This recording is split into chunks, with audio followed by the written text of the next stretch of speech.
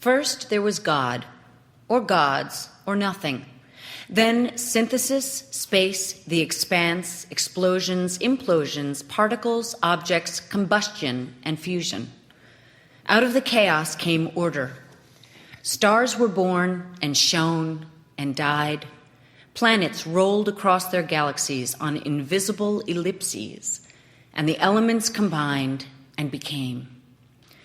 Life evolved, or was created. Cells trembled and divided and gasped and found dry land. Soon they grew legs and fins and hands and antennae and mouths and ears and wings and eyes that opened wide to take all of it in. The creeping, growing, soaring, swimming, crawling, stampeding universe. Eyes opened and closed and opened again. We called it blinking. Above us shone a star that we called the sun, and we called the ground the earth. So we named everything, including ourselves. We were man and woman.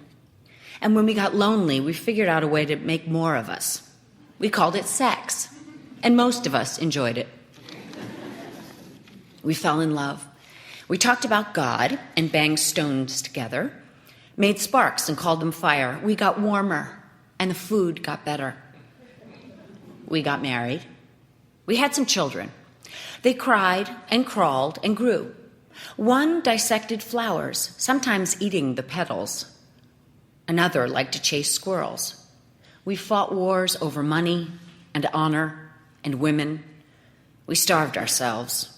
We hired prostitutes. We purified our water. We compromised, decorated, and became esoteric.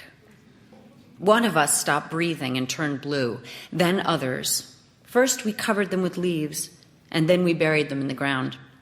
We remembered them. We forgot them. We aged. Our buildings kept getting taller. We hired lawyers and formed councils and left paper trails. We negotiated, we admitted, we got sick and searched for cures.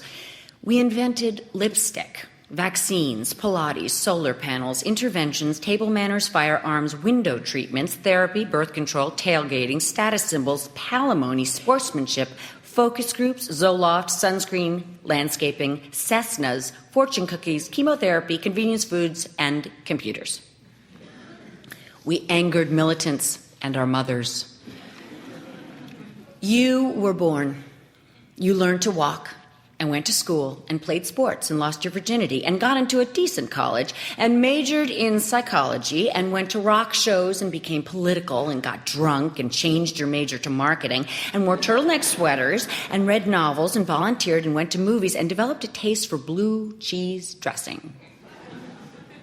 I met you through friends and didn't like you at first. The feeling was mutual, but we got used to each other. We had sex for the first time behind an art gallery, standing up and slightly drunk. You held my face in your hands and said that I was beautiful. And you were too, tall, with the streetlight behind you. We went back to your place and listened to the White Album.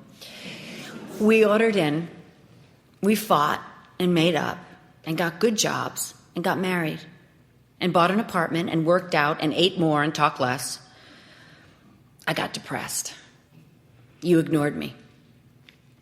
I was sick of you. You drank too much and got careless with money. I slept with my boss. We went into counseling and got a dog. I bought a book of sex positions and we tried the least degrading one. The wheelbarrow. You took flight lessons and subscribed to Rolling Stone. I learned Spanish and started gardening. We had some children who more or less disappointed us, but it might have been our fault. You were too indulgent and I was too critical. We loved them anyway. One of them died before we did, stabbed on the subway. We grieved. We moved. We adopted a cat. The world seemed uncertain. We lived beyond our means. I got judgmental and belligerent. You got confused and easily tired. You ignored me. I was sick of you. We forgave. We remembered. We made cocktails. We got tender. There was that time on the porch when you said, "Can you believe it?" This was near the end, and your hands were trembling.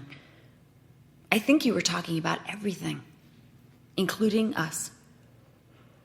Did you want me to say it so that it would not be lost? It was too much for me to think about. I could not go back to the beginning. I said, "Not really." And we watched the sun go down. A dog kept barking in the distance, and you were tired, but you smiled and said, "Hear that?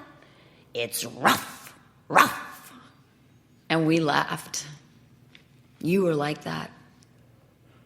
Now, your question is my project, and our house is full of clues. I'm reading old letters and turning over rocks. I bury my face in your sweaters. I study a photograph taken at the beach, the sun in our eyes and the water behind us. It's a victory to remember the forgotten picnic basket and your striped beach blanket. It's a victory to remember how the jellyfish stung you and you ran screaming from the water. It's a victory to remember dressing the wound with meat tenderizer and you saying, "I made it better." I will tell you this. Standing on our hill this morning, I looked at the land we chose for ourselves. I saw a few green patches and our sweet little shed. That same dog was barking. A storm was moving in. I did not think of heaven, but I saw the clouds were beautiful, and I watched them cover the sun.